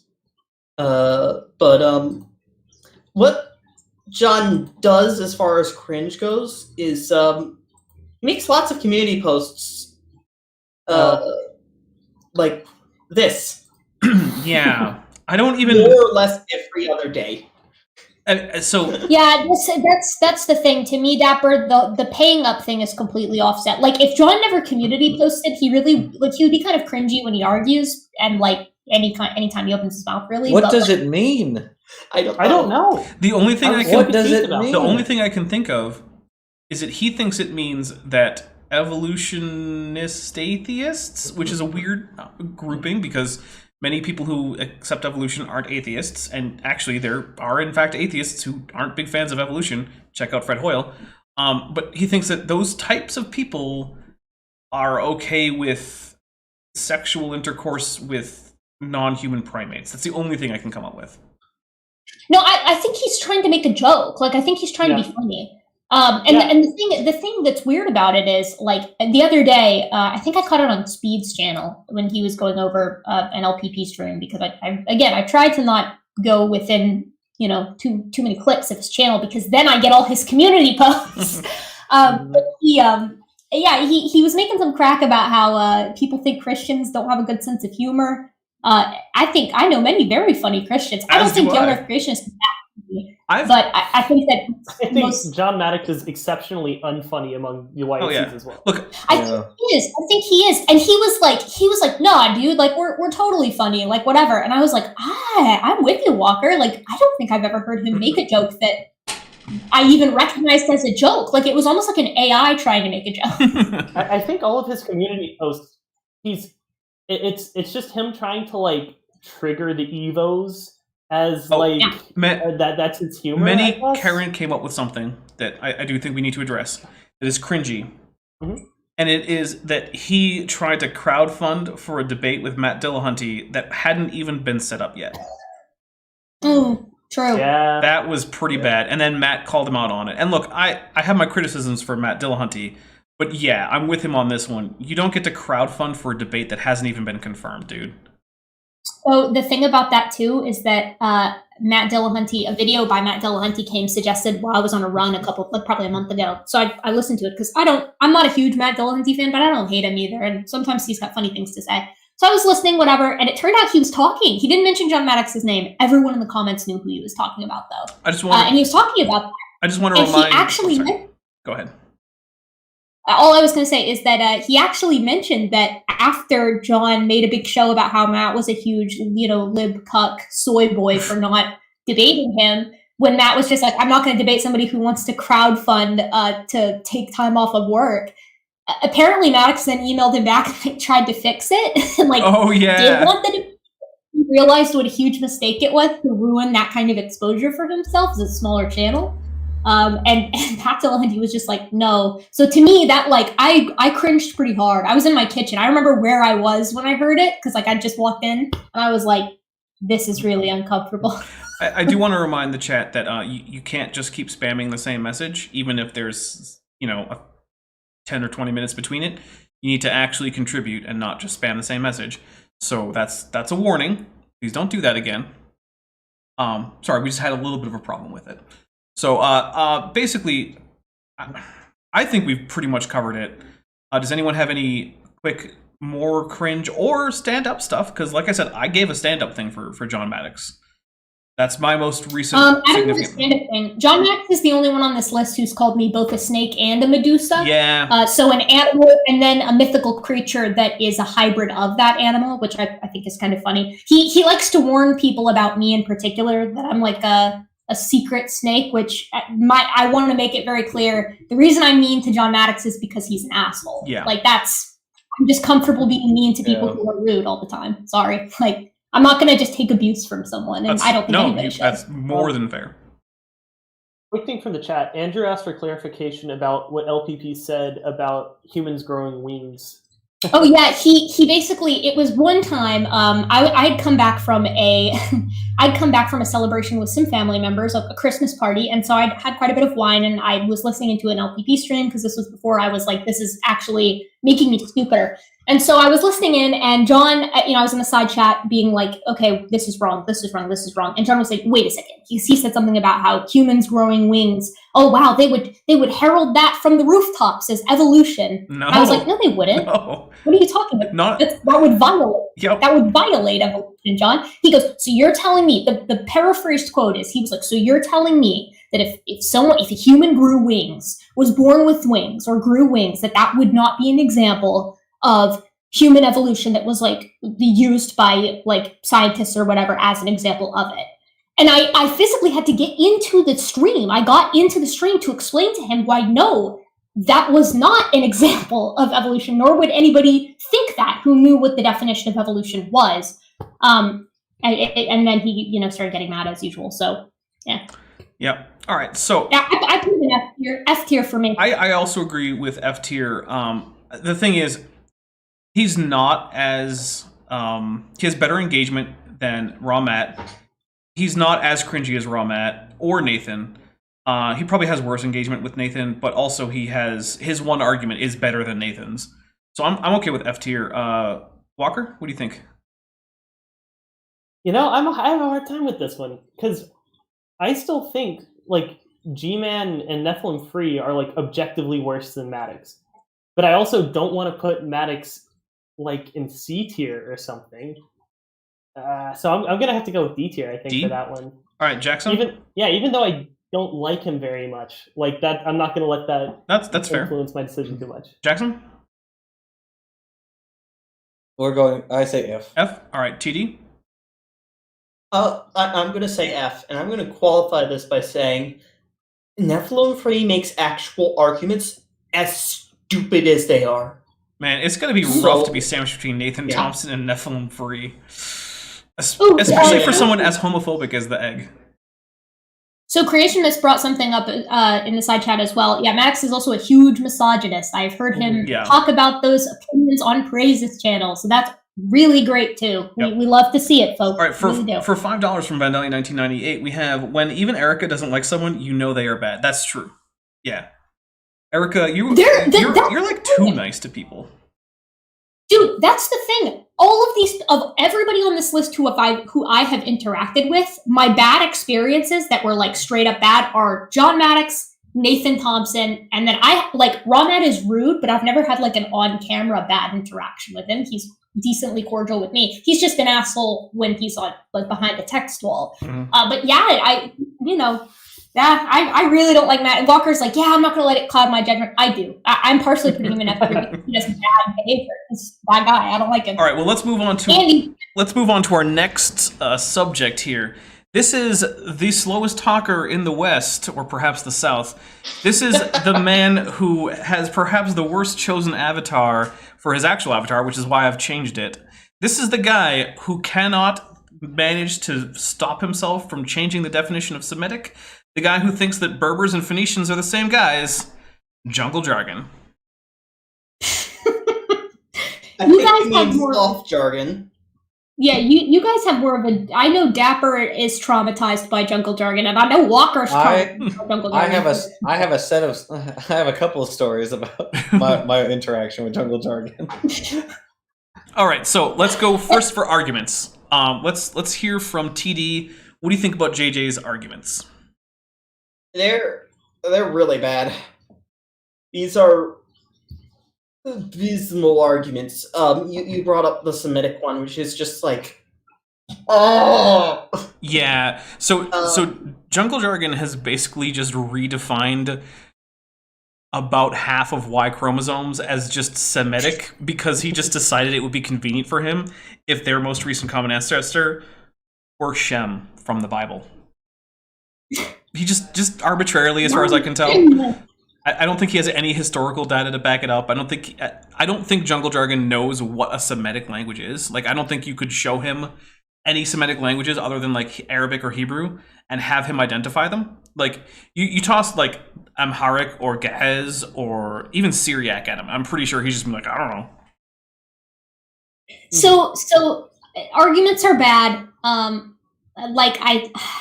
I've seen him interact with all of you. I haven't really interacted very much one-on-one with Jungle Jargon, and I'm very grateful for it. CRISPRcast in the side chat says I had a 4-hour conversation with JJ once, and I'm lucky to have lived. I can't even imagine. No, Dan yeah. makes a good point. Dan makes a good point, which is that we shouldn't spend too much time on JJ because why be slow on the slowest? That's a good point. Yeah. So Yes, I do want to say in terms of arguments, he made Shannon Q. The one time I ever saw Shannon Q actually rage quit was in the chat we had on my channel with Jungle Jargon. So I have secondary shell shock from watching your I can think conversation of with one Jungle other time Jargon. I've seen Shannon rage quit, but I don't think we should get into it here because it was not about creation. okay, well this. Okay, but yeah, this is that. She is an exceptionally calm person, and I'm sure She is. She has a lot of and she does like counseling and stuff, and so I'm sure that helps. But this was orders of magnitude stupid. Yeah. Like the Earth itself is geology. It was ridiculous. Anyways, All right, so Walker, I think you're the last one for arguments for JJ. Yeah, he has extremely bad arguments. He bases all of his stuff around like human phylogenetics and human haplogroups, but he doesn't know like the first thing about how tree topology works. Yeah, he cannot. And like how if you have if you're building a neighbor joining tree from an unrooted phylogenetic tree, yes, you could theoretically place the root wherever. But if you have two lineages that aren't sister lineages, there is no way that you could bend the tree to make them sister lineages. Right. So he just starts. He just has like a list of all the different human haplogroups and just throws like darts at the board, Yep. dude. Amazing. And he can't tell the difference Amazing. between a rooted and an unrooted tree. He literally can't. I've told him it multiple times on He his calls it channel. the genetic distance tree. He calls the unrooted trees the genetic distance tree, which doesn't make sense. All right, so let's move on to engagement. And I would say that he is willing to have people on his channel who disagree with him, and he's not mute button happy, unlike, say, like John Maddox or Nathan Thompson. So I'm going to give him props on that one. He doesn't spend a whole lot of time doing like debates on Modern Day Debate and stuff, but I do feel like his openness to have people on his channel, like I'm pretty sure I've been on his channel, I think it's only once, but I've also talked to him on G-Man's channel. And honestly, my interaction with him wasn't vitriolic, it wasn't unpleasant, it was frustrating, but like he wasn't a jerk or anything. So I'm actually going to say that I think he's probably on par with maybe, he's lower than G-Man on engagement, but he's not as bad as Nephi in that you can have a conversation with JJ and it can go reasonably cordially. Yeah, I D or C tier. Honestly, I'm gonna give him. I've never had a personally bad interaction. I'll give him a C tier. Like, he's got garbo arguments. You guys will probably bring it down anyway. So C tier for me. All right, so let's go to TDlane for engagement on JJ. Yeah, I'm gonna have to agree. JJ's decent engagement, especially when compared to like people like say our F and F tiers and how was it Garfool? I don't remember Okay. the clan name. All right, well, we're gonna. I'm gonna say solid middle road engagement. All right, Jackson, what do you think? Yeah, it is decent engagement. All right, Walker. I've only directly interacted with him once. He seemed cordial. So Yeah, I agree. yeah, I'll be agnostic. Okay, so on to cringe, and actually, okay, so it's really cringy that he is basically his cringe just comes from how bad the arguments are. But independent of that, the only thing I can think of is that I have to listen to JJ on ×2 speed, and even then, I wish I could listen to it on ×3 speed because he is the slowest person I've ever heard speak the English language. Yeah, he's not too cringy. He's not. Maybe it's the cringe point. He bought Maddox a computer, so that's been a net negative for sure. Yeah, but buying a guy a computer isn't per se cringy. No, I was about to say. I mean, if anything, it's probably like a nice. Yeah, move. it's a nice gesture. I actually really don't think that JJ is really very cringy at all. Unless anyone has anything to add to cringy, either positive or negative, I think we're just going to go on to the voting. I have something to add, which is on the slow speaking thing, which is that, Dan, you're wrong. People in the Midwest aren't as slow speaking as JJ. No, I've been to the Midwest. He's normally slow. Yeah. JJ he's someone who will have longer gaps between words than it takes for him to say the words, and the words themselves he'll say very slowly. I want to time it at some point, because I think that in the average JJ video where he spends, say, an hour talking, because he's usually the only one who talks, I think that less than 20 minutes, he's actually going to be using his vocal cords. I'm not kidding. That's my estimate. But other than that, yeah, I'm going to go ahead and I'm going to say I would put Jungle Jargon at a B, because while his arguments are really, really trash, he's got okay engagement, and he's really one of the least cringy people on here who isn't Sal. If I may, I'm going to agree with that for the most part. Basically, if we didn't have cringe on this, I think he would be on par with Nephi, because his arguments are Nephi tier. But everything else brings him up. Yeah. I don't think that should bring him up 2 tiers. So I'm going to say C. Okay. Jackson? I agree with C tier. Okay. Erica? I said C earlier. I'm sticking with it, I think. All right. Walker? The only people on this list with worse arguments than JJ are Nathan, Thompson, and Raw Matt. I have a hard time putting him. Only one thing. It's just. I mean, I know, but man, I can't sleep. I can't look in the mirror knowing that I gave JJ above a D tier. Okay, so D. All right. Well, that's still going to end up with Jungle Jargon at a C tier, right up there with good old G-Man and Jungle Jargon. I know you use a Jaguar as your avatar. Start actually speaking at a speed that makes me think of Big Cat, and we'll go with it. Until then, you are that other South American animal. I do like the alliteration name, Jungle Jargon. That is fun, I'm very yeah. partial to alliteration. All right, let's do it. All right, so You know what? To his credit, Slavs are pretty cool. they are. But we are moving on to the man who can't tell the difference between a dinosaur, a pterosaur, a bird, which he thinks aren't dinosaurs, and a bat. The guy who has some kind of psychological need to button his top button, and who didn't know that there's more than one setting on the buzz cutter. Emery Moyna in his image, which, by the way, Emery Moyna is not his real name, so we're using it.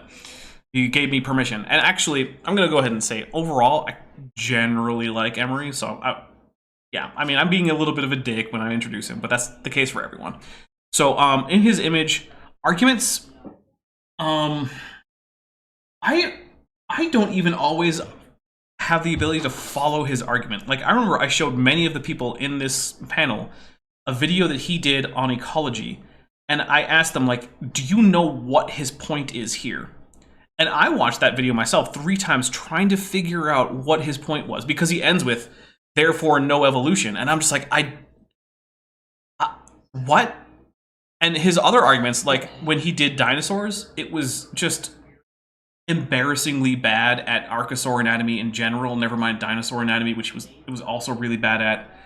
But on the other hand, I mean, he's not a breatharian or a flat earther, so The thing about Emery is that I've only had pleasant interactions with him, and I've never really heard him make an argument that he posited and then brought to completion. Like, usually when I've seen him argue, he's arguing kind of on behalf of or with someone else. So I can't really speak to the originality of his arguments because I don't think I've really heard him make one. I guess it's because I don't really watch his videos or anything like that. Big negative points for Emery for me are going to be his other content that isn't creationism based. But since we're not including that because we didn't include it for G-Man, I think I think he's a B tier for me. Yeah. So that's for arguments though, right? Because we're still in arguments. Oh, I meant overall, but for arguments, I'm abstaining because I don't know his fair. full. I don't know. So I will say that his arguments are usually relatively original. And then also I know that he's going to school right now, like, for biology, and he wants to do, like, baromenological work or something like that. Which, I mean, you know, at least he'll be making his own arguments. I know he does his own, like, phylogenetics questionably, I guess. So I've seen him use various phylogeny programs, and look, I'm not an expert on it, but from what I'm seeing, he doesn't seem particularly bad at it. He even bothers to include outgroups. Yeah. Yeah, no, I mean, like, I think most of his stuff is fairly original. I think his argumentation, even though I don't necessarily find his arguments compelling, like, you know, so it's still definitely below, like, Sal, I think his argumentation is probably better than anyone else on the list so far. Okay. Look, Probably total. Look, the catch-all is that he's not Jensen unintentionally uprooting his tree. That's the important part. Okay. So, yeah. Jackson, do you have anything to add about in his images arguments? I've never really engaged with him, so no. All right. So as far as engagement goes, so I know based on private communications that I've had, because by the way, I've talked to in his image, like, you know, behind the scenes, and I have a friendly relationship with him. I occasionally show up on his live chat, things like that. And so, you know, I would say, I don't know that I would say we're friends, but we're certainly cordial, and I would say that he's an acquaintance that I'm generally fond of. And I know for various reasons, including schooling, that he would really like to go engage more, but currently he finds himself too busy with things like tests and studying and stuff like that. So I feel like I'm kind of willing to go soft on him, but even still, there's fairly low engagement. The only channel I know that he really goes on is Sal's. I don't think I've ever seen him on any debate channels. He's never been on my channel. I think he goes on LPT every now and then. Oh, that's true. I That's do true. I wanna- have seen him there. I do want to be fair on that, and also the rag on Romat. Romat and his friend and co-writer have been very mean to him in his image, basically entirely, because in his image is cordial with evolutionists. That is true. All right. Well, that. Yeah. I mean, I don't know if I can give that to him to Emery as points, but it's certainly not fair to him to be a jerk to him because he isn't a jerk to everyone else. So yeah. All right. Well, I think that sums it up for engagement. It's not great, but it's for good reasons, or at least I would think they're good reasons. So sort of like with Sal with engagement, where like Sal would like to engage more, but he's having trouble doing it. So I don't want to hold it against him too much. But he does have worse engagement than Sal. It's hard to argue otherwise. So unless anyone really has something important to say there, we're going to move on to cringe. And if we're just sticking to creationist cringe, it's not terrible. He certainly has a few moments, like when he seriously considered a dinosaur for being a bat because it had unusual forelimbs, or his presentation style, which is weirdly standing in front of a green screen that he never bothers to chroma key out, which is like, dude, why? You could. His entire video on natural selection is. Yeah, so the presentation style could, like, okay, in his image, if you watch this, shoot me an email or a Twitter DM or something, and we can work on things like, you know, editing and sound quality and chroma key and stuff like that. Like, we can do that. It's okay. I want to help you make a better style. So on the one hand, it's sort of cringy because like the video quality it's pretty bad. But he's not telling people that he could break them in half or being like overtly misogynistic in his criticisms of people. So I don't know. I don't think he's that cringy. I know he has some pretty iffy takes outside of creationism though, so I don't know. Yeah, he's a you know, again, I mean, I already gave my overall score, so, you know, okay. I don't think he's that cringy. Outside of his, I mean, if we're just looking at creations and stuff, he's not. Well, it sounded like we didn't have too much to add to that, so I'm just going to go ahead and say, I think that when we're primarily focusing on creationism, that In His Image is going to be overall generally a B tier. I Agreed. Yeah, B for me as well. Yeah. All right, Jackson. Well, I really haven't watched this stuff, so I'll agree with you guys. All right, Walker. We're 100 minutes in. Cheers, good. Okay, yeah. We're 100 minutes in, and we're halfway through. Somehow I grabbed that. We could do a lightning round from Matt Powell to whoever the dude before. But guys, it's Matt Powell. Well, the number of things. So here we go. Next up is the man who thinks that the sun is a ball of fire and it needs the different air in space to be full of oxygen. The guy, you know what? That's all I need. This is the man who thinks that space is full of different air and the sun needs oxygen to burn. I don't need to go farther. It's Matt Powell. I'm gonna sum this entire argument section up in that Matt Powell is Kent Hovind light, but worse. He is worse than Eric Hovind. Well, let's stick to arguments. So one, we've had that. Matt Powell likes to go and find some pop sci article that has a really bad take and then pretend that that's just the consensus of mainstream science. And that's the argumentation style that really gets me. So I want to hear from Jackson on this one because I had no idea Jackson debated Matt Powell. Yeah, let's hear from Jackson. Go ahead. Where would you like me to begin? Wherever you want. I just didn't know you debated him, and I think that's yeah. Yeah, that was okay. So the first question was because it was Shannon Q, and Godless Cranium. It was Godless Cranium's channel, and they were moderating, and they had the two of us on to talk. And the first question, so they asked Matt was, "What is your best argument against evolution?" And his no joke response was carbon dating. Oh God! Oh my Ouch. God! All right, so it was real bad. That was where he said the air and space thing. I've watched critiqued several of his other videos, and it's the not even wrong tier of argumentation because you listen to it and you're trying to what could he have read that made him think that it was okay to say this out loud? Yeah, it's that level of argumentation. All right, so I don't want to. We can't spend too long because we're only halfway through and we've been at this for coming up on 2 hours. So we got to pull up. I'm okay with going a bit over 2. Like I'll go to 3. I don't care, whatever. But we can't spend too long. So all right, well, I think we can all agree that argumentation is not above an F. The argumentation level, alone, I would say is Shadow Realm, but we'll go to the other thing. Okay, so as far as engagement, it's pretty bad. I don't think I've seen him go on anything other than a Creationist channel, and not even very many of those. He's been on Kent Hovind's channel a few times. Kent Hovind wants to get him as a roommate, which is interesting. Oh boy! Yeah, that's a thing, by the way. That sounds unbiblical. But other than that one debate that he had with Jackson, has he really gone on and done anything interesting? Okay, can I have a quick comment on engagement? So, he had that recent documentary thing that he released, and Brainbug did a response to that documentary, and he reached out in the comments to Brainbug, and he was like, "Hey, I understand you have some criticisms. Do you want to do a debate?" And then Brainbug said, "Yeah, that sounds good. What do you want to do it on?" And he said, "The global flood." And Brainbug's like, "Well, my interest and knowledge is in ecology. So would you rather do post-flood diversification or something like that?" And then he ghosted him.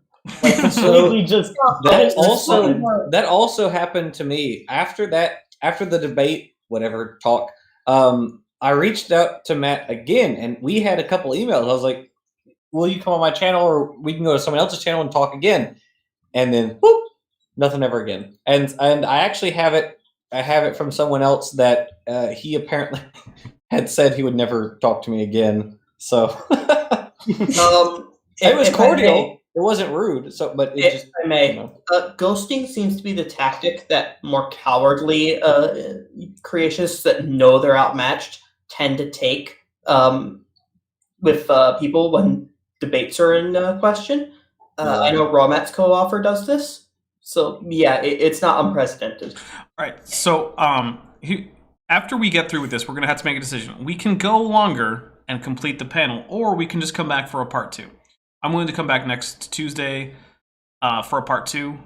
That's okay. I think Benthoven could use a break. So if we want to do another one on Tuesday as a part 2, that's okay. But we'll make that decision after we get to cringe on Matt Powell. So keep that in the back of your minds. But for Matt Powell cringe, and I know that we're trying to stick to creationism. However, Matt Powell is pro-genocide, and I have trouble not bringing that up. I'm sorry? Yeah, Matt Yeah, Powell. he doesn't like. He is very anti-gay people. Yeah, let's just say among that others. he's a whole fan of the pink triangle thing. Yeah.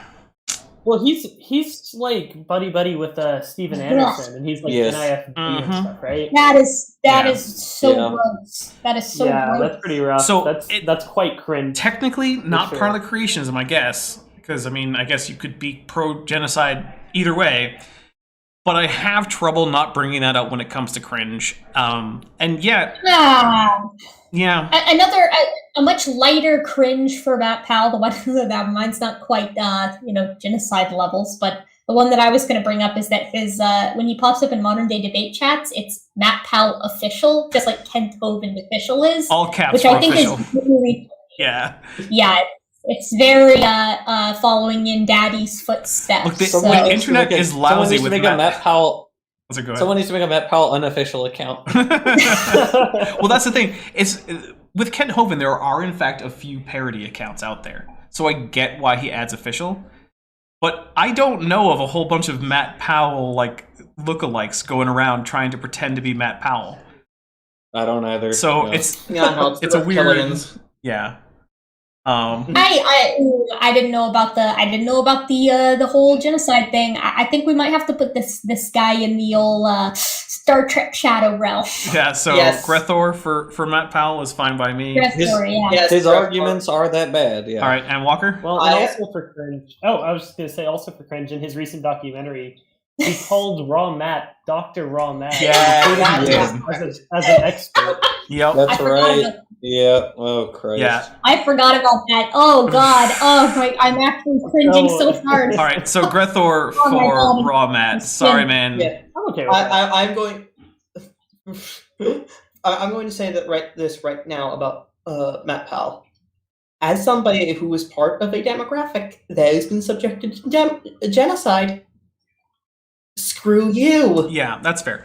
All right, guys. So now it comes to we have plenty of material for another 2-ish hour stream, like no problem. So Yeah. if you guys want to, we can put a pause on this and we can have a follow up next week or even a week after. Probably not the next week because Erica, I can't preempt Eric with Erica.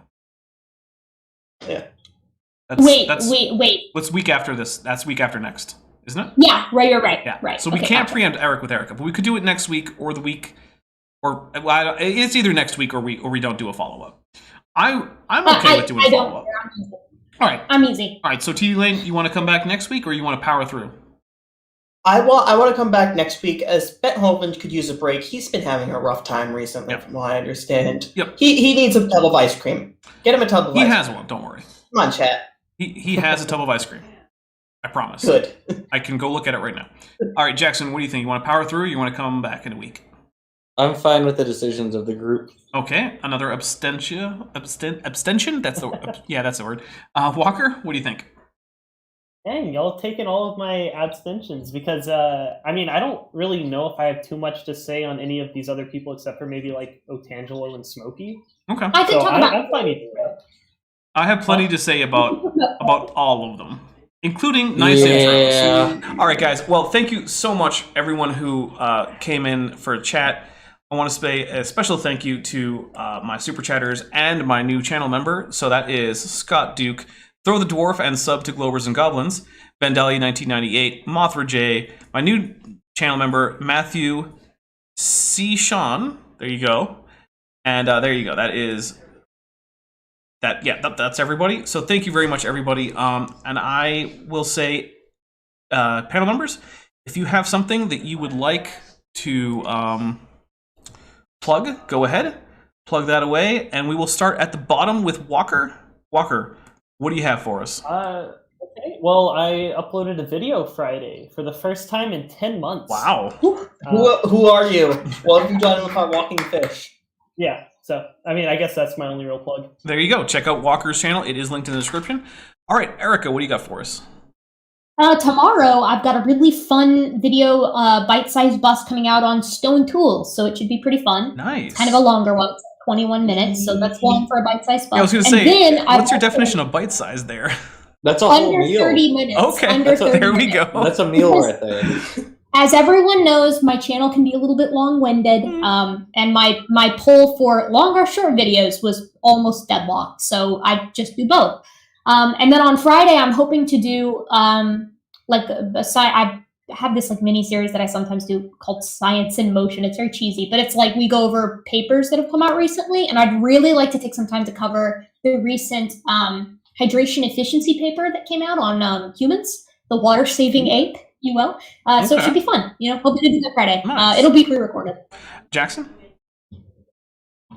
I put out videos at random times over the course of a few weeks.